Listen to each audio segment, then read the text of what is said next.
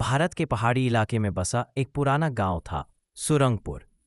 घने जंगलों और ऊंचे पहाड़ों के बीच बसा यह गांव भले साधारण दिखता था, लेकिन इसकी एक ऐसी परंपरा थी जिसे आज तक किसी ने तोड़ने की हिम्मत नहीं की थी। सूर्यास्त के बाद कपड़े सुखाना पाप है। क्यों? किसी को नहीं पता। बस बुजुर्गों कहते आए थे और लोग मानते आए थे।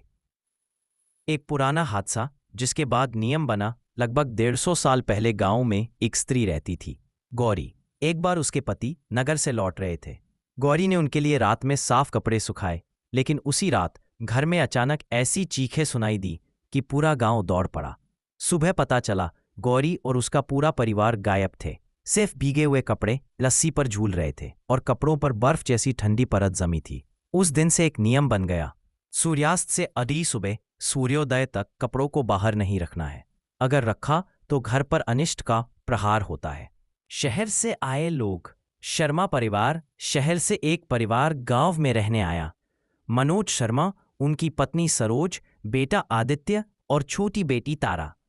उन्हें गांव का माहौल अच्छा लग रहा था, लेकिन गांव की परंपराएं, नियम, मान्यताएं सब पहले उन्हें मजाक लगते थे। उन्हें सबसे ज्यादा अजीब लगता था कपड़े सुखाने में भी क्या अशुभ हो सकता है। लेकिन जल्द ही उन्हें समझ आने वाला था कि यह नियम मजाक नहीं, एक चेतावनी थी। पहली गलती। बारिश वाला दिन। जुलाई की एक शाम अचानक तेज बारिश शुरू हो गई। सारे कपड़े गीले हो गए। अंधेरा होने लगा था। सूरज बादलों में छिप गया था। हवा में अजीब ठंडक थी। सरोज ने सोचा, सुबह तक कैसे सूखेंगे, अभी डाल देती हूँ। उन्होंने घड़ी देखी। 7:10 PM, यानी सूर्यास्त का समय निकल चुका था। जैसे ही उन्होंने पहला कपड़ा डाला, हवा का एक तेज झोंका आया। सारी रस्सी जोर से हिली और पीछे के पीपल के पेड़ की डाल चरमराई। पास की दादी शांता देवी ने देखा और चिल्लाई, बहू तुरंत कपड़े उतार लो। सरोज बोली, दादी बस कपड़े ही तो है। दादी के चेहरे का रंग उड़ गया। कैसे दिया ना, अभी उतार लो। रात की हवा कपड़ों को छू ले तो अनिष्ट आता है। पर सरोज ने अनसुना कर दिया। उन्हें क्या पता था कि वो एक ऐसी गलती कर रही हैं जिसका असर आने वाली कई रातों को बदलने वाला था। पहली अनहोनी। आधी रात की खिड़की। रात के ठीक 12:03 बजे धड़ाम खिड़की अपने आप बंद हो गई। तारा नींद से चीखते हुए उठी, मम्मी, कोई मेरे कमरे में है। सब दौड़कर गए। कमरे में कोई नहीं था, लेकिन तारा के बिस्तर पर वही कपड़ा पड़ा था जो शाम को सुखाया गया था। और वह कपड़ा ठंडी धुंध छोड़ रहा था, जैसे उसे किसी बर्फीली आत्मा ने पकड़ा हो। तारा कांपने लगी। मुझे किसी ने छुआ था, ठंडे हाथ से पकड़ा था। सरोज डर गई, लेकिन कुछ बोली नहीं। दूसरी अनहोनी। आदित्य का बीमार होना। सुबह आदित्य उठा ही नहीं। उसकी सांसें तेज थीं, शरीर बर्फ जैसा ठंडा। गांव के लोग देखने आए। सबने एक ही बात कही, कपड़े बाहर डाले थे ना, फिर तो कोई परछाई घर के अंदर आ गई होगी। दादी ने सबको बैठाया और कहा, अब तुम्हें पूरी कहानी जाननी ही होगी। दादी शांता देवी ने सबको अपने आंगन में बिठाया। सूरज निकल चुका था, लेकिन घर के आसपास हवा अभी भी ठंडी थी। एक ऐसी ठंड जो मौसम की नहीं, किसी मौजूदगी की थी। तारा और आदित्य दोनों दादी के पास बैठ गए। सरोज और मनोज के चेहरे पर भी अब डर साफ दिख रहा था। दादी का खुलासा, क्यों नहीं सुखाते गांव वाले कपड़े। दादी ने गहरी सांस ली और बोली, ये सब शुरू हुआ 150 साल पहले, और उसके पीछे था एक आदमी, तांत्रिक रुद्रनाथ। सबकी निगाहें दादी पर टिक गई। दादी ने आगे कहा, रुद्रनाथ शक्तिशाली था। उसने काली रात में एक तंत्र सिद्ध करने की कोशिश की, लेकिन तंत्र को पूरा करने के लिए उसे किसी निरपराध इंसान की परछाई चाहिए थी। उस रात वही औरत, गौरी, कपड़े सुखा रही थी। रुद्रनाथ ने दूर से ही उसके कपड़ों पर मंत्र फूंक दिए। फिर उसका तंत्र गलत हो गया, मंत्र उल्टा पड़ गया और रुद्रनाथ मर गया। लेकिन उसकी अपूर्ण आत्मा कपड़ों के सहारे भटकती रहती है। जिस घर में सूर्यास्त के बाद कपड़े हवा में झूलते मिलते हैं, वहीं परछाई घर में घुस जाती है। सब एक दूसरे को डर से देखने लगे। अगली रात हवा में सिसकियों की आवाज। शर्मा परिवार ने सोचा कि शायद ये सब अंधविश्वास है, पर उस रात सब कुछ बदल गया। रात के करीब 1:10 AM बजे तारा ने अचानक सरोज को जगा दिया। मम्मी, फिर वही आवाज, कोई रो रहा है। सरोज ने कान लगाया। हवा में हल्की सिसकी की आवाज थी, जैसे कोई पीपल के पेड़ के नीचे बैठकर दुख मना रहा हो। धीरे धीरे आवाज साफ होने लगी। सिसकी अब बच्चे की लग रही थी। मनोज ने टॉर्च ली और खिड़की से बाहर देखा, लेकिन बाहर सिर्फ हवा थी। आंगन में कपड़े खुद ब खुद हिलना। तब वो सरोज चीखी, मनोज, रस्सी देखो। बाहर रस्सी खाली थी। कपड़े तो उतार लिए थे, लेकिन रस्सी ऐसे हिल रही थी जैसे कोई भारी चीज अभी अभी उतरी हो, या जैसे अदृश्य हाथ कपड़ों को पकड़कर खींच रहे हों। मनोज ने टॉर्च डाली। रस्सी पर गहरे पाले उंगलियों के निशान थे, जैसे किसी ने मजबूती से पकड़ा हो। तारा की तबीयत बिगड़ना। परछाई का पहला असर। अगली सुबह तारा उठी तो उसकी आंखों के नीचे काले घेरे थे। वो बहुत कमजोर थी। दादी ने उसके माथे पर हाथ रखा। शरीर की ठंड उतर नहीं रही। इस परछाई ने बच्ची को छू लिया है। सरोज घबरा गई। ये क्यों हो रहा है? सिर्फ कपड़े डालने से, दादी ने कहा। परछाई कपड़ों से आती है। कपड़ा सिर्फ कपड़ा नहीं, एक माध्यम बन जाता है। जिस रात हवाओं से छूती है, वो हवा परछाई को भी साथ ले आती है। शर्मा परिवार की जांच पड़ताल। इस बार मनोज को यकीन हो गया कि कुछ तो गड़बड़ है। वह गांव के सबसे पुराने आदमी बाबा हरिदास के पास गया। बाबा ने यह सुनते ही कहा, परछाई घर में घुस चुकी है। अब ये इतनी आसानी से नहीं जाएगी। उसे बाहर निकालने के लिए 3 चिन्ह ढूंढने होंगे। सुन के घर में अचानक ठंडी हवा का बहना। 2, रात में किसी जगह पर काली छाया का ठहरना। अगर वे तीनों मिल जाएं तो समझ लो परछाई घर में अपना डेरा जमा चुकी है। मनोज ने सोचा, क्या यह सच हो सकता है? पहला चिन्ह, ठंडी हवा का बहना। रात को जब सब बैठे थे, अचानक कमरे में इतनी ठंडी हवा आने लगी कि दीवार पर रखा पीतल का दिया भी बुझ गया। तारा चिल्लाई, वो फिर आ गया। ठंडी हवा ने उसके बालों को छू दिया। दूसरा चिन्ह, काली परछाई। मनोज ने देखा, दीवार पर एक लंबी काली छाया थी जो किसी इंसान की नहीं थी। वह छाया हिल नहीं रही थी, बस एकटक देख रही थी। सरोज डर कर पीछे हट गई। तीसरा चिन्ह, बर्फ जैसे कपड़े। सरोज ने सुबह कपड़ों की टोकरी देखी तो उसमें एक कपड़ा जमकर सख्त हो चुका था, जैसे किसी ने उसे फ्रीजर में रख दिया हो। उस कपड़े से धुंध निकल रही थी। सरोज की हालत खराब। ये हमारे कपड़े नहीं, ये कपड़ा यहां कैसे आया? बाबा हरिदास की बात सच हो चुकी थी। तीनों चिन्ह मिल गए थे, यानी परछाई अब उनका पीछा नहीं छोड़ने वाली थी। घर में मौजूद ठंडी हवा, काली छाया और बर्फ जैसे कपड़े, इन तीनों संकेतों ने साफ बता दिया था कि परछाई अब पूरी तरह घर में प्रवेश कर चुकी है। मनोज, सरोज, तारा और आदित्य अब अपने ही घर में सुरक्षित महसूस नहीं कर रहे थे। दादी और बाबा हरिदास ने तय किया कि आज रात ठीक 2 बजे सभी लोग उस पीपल के पेड़ के पास इकट्ठा होंगे जहां पहली घटना हुई थी। रात 2 बजे, वह समय जब दुनिया का पर्दा सबसे पतला होता है। बाबा हरिदास ने कहा, 2 बजे ऐसा समय होता है जब जीवित और मृत दोनों दुनियाओं के बीच का पर्दा सबसे पतला होता है। परछाइयां सबसे ज्यादा सक्रिय इसी समय होती हैं। मनोज के शरीर में झुरझुरी दौड़ गई। गांव के कुछ बहादुर लोग और दादी भी साथ आए।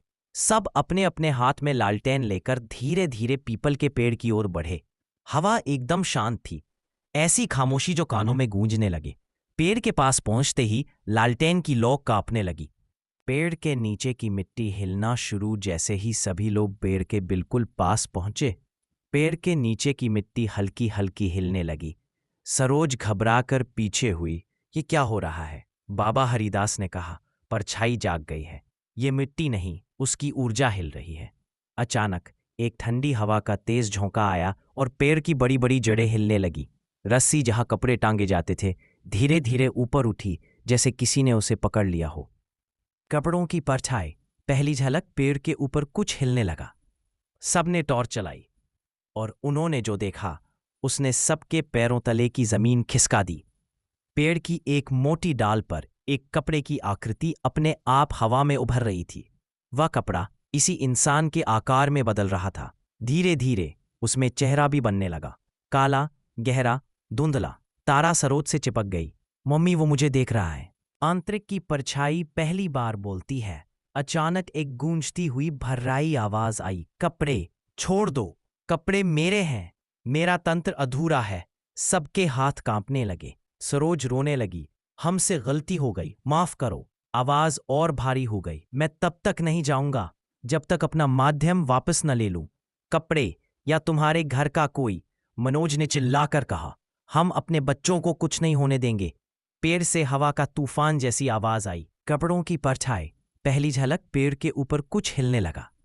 सबने टॉर्च चलाई और उन्होंने जो देखा उसने सबके पैरों तले की जमीन खिसका दी। पेड़ की एक मोटी डाल पर एक कपड़े की आकृति अपने आप हवा में उभर रही थी। वह कपड़ा इसी इंसान के आकार में बदल रहा था। धीरे धीरे उसमें चेहरा भी बनने लगा, काला, गहरा, धुंधला। तारा सरोज से चिपक गई।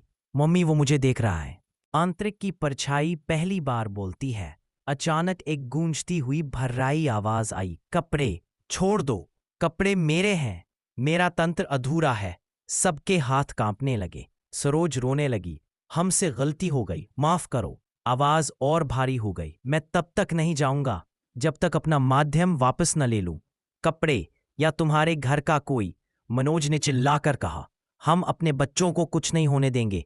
पेड़ से हवा का तूफान जैसी आवाज आई। बच्चों की ओर बढ़ती काली आकृति अचानक कपड़ों की परछाई पेड़ से उतरने लगी। धीरे धीरे हर कदम के साथ उसकी आकृति और साफ होती जा रही थी। उसके पैर जमीन को छू भी नहीं रहे थे, जैसे वह हवा में तैर रही हो। और सबसे डरावनी बात, वह सीधे बच्चों की तरफ बढ़ रही थी। तारा डरकर चीखने लगी, मुझे मत पकड़ो। दादी ने उसे सीने से लगा लिया। बाबा हरिदास का हस्तक्षेप। बाबा ने अपनी कमर का ताबीज निकाला और जोर से मंत्र पढ़ने लगे। ओम क्षराम क्षरीं क्षरौं सह अधिष्ठित आत्मा नमः। काली आकृति रुक गई, जैसे उसे किसी ने अदृश्य दीवार में रोक दिया हो। पर उसका गुस्सा बढ़ गया। उसकी आंखें लाल चमकी। हवा की रफ्तार कई गुना बढ़ गई। लालटेन बुझने लगी। पेड़ जोर जोर से हिलने लगा। आकृति का हमला, मनोज को हवा में उठा लेना। उस परछाई ने अचानक मनोज की तरफ हाथ बढ़ाया। मनोज कुछ समझ पाते उससे पहले एक अदृश्य ताकत ने उसे पकड़ लिया और 3 फीट ऊपर हवा में उठा दिया। सरोज चीखी, मनोज छोड़ दो उसे। बाबा चिल्लाए, पीछे हटो, ये परछाई अपना माध्यम ढूंढ रही है। मनोज दर्द से कराने लगा। उसका गला जैसे किसी बर्फीले हाथ ने पकड़ा था। कपड़ों से निकली असली आत्मा। अचानक वह कपड़ा फट गया, जैसे किसी चीज का खोल फटता है, और अंदर से निकली एक धुआं भरी लंबी आत्मा। काले धुएं का पूरा साया पहली बार पूरा दिखाई दे रहा था। उसका चेहरा आधा इंसानी और आधा जला हुआ था। आंखें गड्ढों में धसी हुई। सब भागने लगे, लेकिन बाबा चिल्लाए, भागोगे तो ये बच्चों को पकड़ लेगा, यही रहो। सस्पेंस चरम पर। आत्मा एक सौदा पेश करती है। आत्मा ने भारी आवाज में कहा, मैं चला जाऊंगा, लेकिन उसके बदले एक कपड़ा यहीं अंधेरी रात में पीपल के नीचे सुखाना होगा। सबने डर के मारे एक दूसरे को देखा। सरोज रोने लगी, हम ऐसा नहीं करेंगे। आत्मा ने हंसते हुए कहा, तो फिर मैं ले जाऊंगा तुम्हारे किसी अपने को। उसका हाथ तारा की तरफ बढ़ने लगा। रात की तीसरी परछाई और 162 साल पुराना श्राप। अब कहानी अपने सबसे डरावने और रहस्य से भरे हिस्से में प्रवेश करती है। स्वच्छ रात 1:40 जब तीसरी परछाई ने कदम रखा। मनोज, सरोज, आदित्य और तारा चारों उसी कमरे में बैठे थे। दादी शांति देवी ने दिया जला रखा था। कमरे में हल्की हल्की कपूर की खुशबू फैल रही थी। अचानक दिया हल्का सा कांपा और खिड़की के बाहर टक टक टक, जैसे कोई बिल्कुल धीमे कदम से लकड़ी पर चल रहा हो। सरोज फुसफुसाई, कोई बाहर आया क्या? पर दादी बोली, नहीं, वो कोई नहीं है, वो अब घर के अंदर है। अब बाहर आवाज सिर्फ इसलिए आ रही है ताकि हम समझें कि वो बाहर है। सारे के सारे बच्चे डर के मारे एक दूसरे से चिपक गए। कमरे की दीवारों पर छायाएं चलने लगीं। दिया फिर से कांपा। इस बार उसकी लौ 2 भागों में बंट गई और दीवार पर 3 अलग अलग परछायां उभरने लगीं। लेकिन कमरे में तो 5 लोग थे, फिर छाया 3 ही क्यों? दादी ने गहरी सांस ली। पहली परछाई वो स्त्री है जो कपड़ों से जुड़ी है। दूसरी उसका पति। तीसरी उसका बच्चा। सभी की मृत्यु एक ही रात हुई थी। सरोज का दिल बैठ गया। मतलब पूरा परिवार? दादी, हाँ, और अब ये तीनों वही ढूंढते हैं जो तुम्हारे कपड़ों ने उन्हें याद दिलाया है, अपनों का स्पर्श। तारा पर संकट, वह निशाना बन चुकी थी। अचानक तारा की आंखें लाल हो गईं। वो बोलने लगी, माँ, वो कह रही है वो मुझे अपने साथ ले जाएगी। क्योंकि वो अकेली है। मनोज घबरा गया।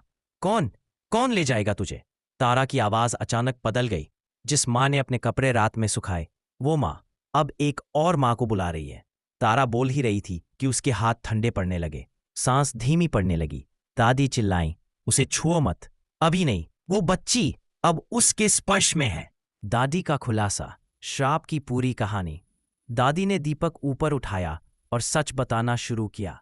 120 साल पहले क्या हुआ था। गौरी नाम की स्त्री थी, उसका पति गिरीश और उनका एक 4 साल का बेटा। एक रात बारिश में उनके कपड़े गीले हो गए। गौरी ने उन्हें सुखाने के लिए बाहर डाल दिया।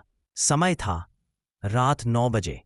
बारिश रुकी ही नहीं, कपड़े उड़ते रहे। गौरी ने 11 बजे जाकर कपड़ों को देखने की गलती कर दी। जो कोई नहीं जानता था वो ये, उसी रात गांव में अमावस्या प्लस भैरवी योग था। ऐसी रातों को माना जाता है कि मृत आत्माएं पास के कुओं से जागती हैं। गौरी जब बाहर गई तो उसे लगा कि कोई बच्चा रो रहा है। वो खोजने लगी और गलती से उसे भैरवी आत्माओं का स्थान मिल गया। सुबह तक उसका पूरा परिवार लापता हो गया। सिर्फ 3 परछाइयां बचीं, जो आज तक हर उस घर में आती है जहां कोई मां सूर्यास्त के बाद कपड़े सुखाती है। 2:07 AM। अंतिम हमला। मनोज ने तारा को अपनी गोद में उठाया। तारा अब लगभग बेहोश थी। कमरे में ठंड बढ़ने लगी, दीवारें कड़कने लगीं, दराज अपने आप खुल गए, फर्श पर रखी बाल्टी उलट गई और तभी खिड़की के पर्दे एकदम सीधी खड़े हो गए, जैसे किसी अदृश्य शक्ति ने उन्हें पकड़ रखा हो। फिर 3 सफेद धुंधली आकृतियां सामने आई। पहली स्त्री की, उसके पीछे पुरुष की और सबसे अंत में एक छोटे बच्चे की। तारा अचानक हवा में 4 इंच उठ गई। मम्मी बचाओ! दादी का आखिरी उपाय, परछाइयों को बांधना। दादी ने अपनी पॉच से एक पुरानी डोरी निकाली जिस पर तांत्रिक का मंत्र लिखा था। उन्होंने तेज आवाज में मंत्र पढ़ना शुरू किया, ओम भैरवी शांति रूपाय नमः। जैसे ही मंत्र शुरू हुआ, परछाइयां कांपने लगीं, कमरे में बिजली जैसी गूंज होने लगी। दिया अचानक बहुत बड़ा हो गया। तारा जमीन पर गिर पड़ी। सरोज ने उसे पकड़ लिया। दादी ने चिल्लाया, मनोज, अब की बार गलती मत करना। दरवाजा बंद करो और भीतर से कुंडी लगा दो। ये परछाइयां दरवाजे की दहलीज पार नहीं कर पाएंगी। मनोज दौड़ा, लेकिन जैसे ही उसने दरवाजा पकड़ना चाहा, एक सफेद हाथ निकलकर उसकी कलाई पकड़ लिया। हाथ इंसानी नहीं था, वो बर्फ से भी ठंडा था। श्राप का अंत। परछाइयों की आखिरी रात। यूट्यूब की 50 मिनट की लंबी वीडियो के लिए एक दमदार, भावनात्मक और थ्रिलर भरा शानदार अंत। 2:12 AM। मनोज की कलाई पर लगा आत्मा का ठंडा हाथ। जिस सफेद हाथ ने मनोज की कलाई पकड़ी थी, वो धीरे धीरे उसका शरीर सुन्न पड़ने लगा। मनोज चीखने लगा। दादी! हाथ छोड़ नहीं रहा। दादी ने एक मुट्ठी में कपूर और हल्दी उठाया और मंत्र पढ़ते हुए मनोज की तरफ फेंका, ओम अग्नि पवित्राय स्वाहा। जैसे ही मंत्र पूरा हुआ, वो सफेद हाथ चिंगारी की तरह पीछे हट गया। मनोज जमीन पर गिर पड़ा। परछाइयां गुस्से में कांपने लगीं। कमरे में तेज हवाएं चलने लगीं, खींचकर, जैसे कोई आत्मा अंदर घुसने की कोशिश कर रही हो। तारा दोबारा हवा में उठी। तारा की आंखें फिर से घूमने लगीं। उसका शरीर एकदम ठंडा। धीरे धीरे वह फिर जमीन से ऊपर उठने लगी। इस बार तीसरी परछाई, एक बच्चे की धुंधली आकृति, सीधे तारा के सामने आ गई। आकृति ने हाथ आगे बढ़ाया, जैसे उसे अपने साथ ले जाना चाहती हो। तारा बुदबुदाई, मुझे मत ले जा। दादी का खुलासा, श्राप खत्म करने का एकमात्र तरीका। दादी ने बड़ी मुश्किल से खड़े होकर कहा, उन आत्माओं का केवल एक ही उद्देश्य है, अपनी मौत का कारण ठीक करना। जिस रात उन्होंने मृत्यु पाई थी, उसी रात कपड़े हवा में लहरा रहे थे। उन आत्माओं को मुक्ति तभी मिलेगी जब कपड़े खुद उनके सामने जलाए जाए और उनके परिवार के नाम से क्षमा मांगी जाए।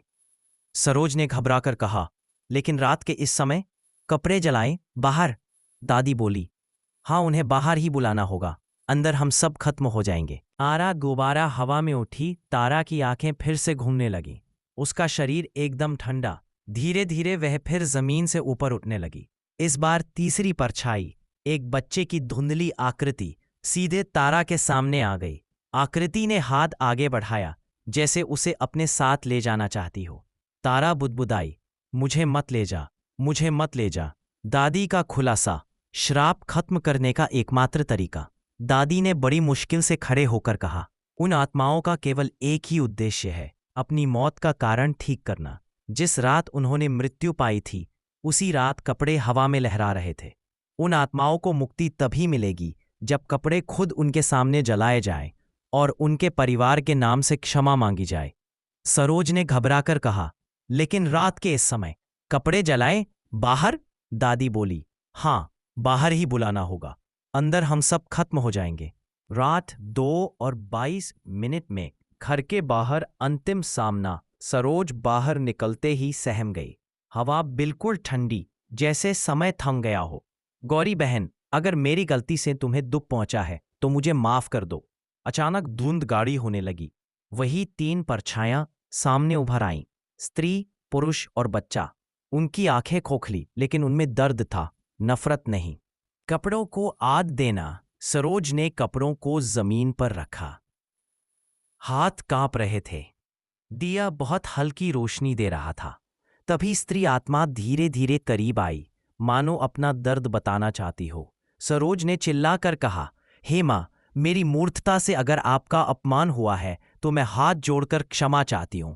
उसने कपूर और घी से बने दीपक को कपड़ों के पास रखा। हवा अचानक तेज चली और दिया बुझने ही वाला था। सरोज ने हाथ से लौ को बचाया और उसी आग से कपड़ों में आग लगा दी। कपड़े तेजी से जलने लगे। परछाइयों का विलाप। जैसे ही कपड़े जले, तीनों परछाइयां पीछे हटने लगी। उनके चेहरे पर पीड़ा थी, मानो 162 साल का बोझ कम हो रहा हो। बच्चा सबसे पहले धुंध में बदल गया, पूरी तरह गायब। फिर पुरुष की आकृति मिट गई, जैसे हवाओं में विलीन हो गई हो। अंत में स्त्री, उसकी आंखों से एक आंसू जैसा सफेद कण गिरा। उसने सरोज की तरफ देखकर अपना हाथ आशीर्वाद की मुद्रा में उठाया और फिर धुएं की लहर बनकर गायब हो गई। पूरा आंगन एकदम शांत हो गया। श्राप टूट गया। उसी समय घर का दरवाजा खुल गया। मनोज, दादी और बच्चे बाहर आए। तारा पूरी होश में, आदित्य की सांस सामान्य। मनोज की कलाई में गर्माहट लौट रही थी। दादी मुस्कुराई, श्राप समाप्त हो गया, अब ये घर सुरक्षित है। सरोज रो पड़ी, मैंने कितनी बड़ी गलती की। दादी ने कहा, गलती नहीं बहू, सीख थी। रात के समय प्रकृति के कई रहस्य होते हैं, कुछ चीजें बस न करने के लिए होती हैं। उस रात के बाद शर्मा परिवार ने कभी भी सूर्यास्त के बाद कपड़े बाहर नहीं सुखाए। सरोज अक्सर अपने बच्चों को वही बात समझाती, कुछ नियम डराने के लिए नहीं होते, बल्कि हमें सुरक्षित रखने के लिए बने होते हैं। सुरंगपुर गांव में अब किसी ने 101.5 साल पुराने उस श्राप के बारे में बात नहीं की, लेकिन गांव की बूढ़ी दादी आज भी रात होते ही यही कहती थी, सूरज ढल जाए तो कपड़े घर में रख लो, क्योंकि रात में हवा सिर्फ हवा नहीं होती,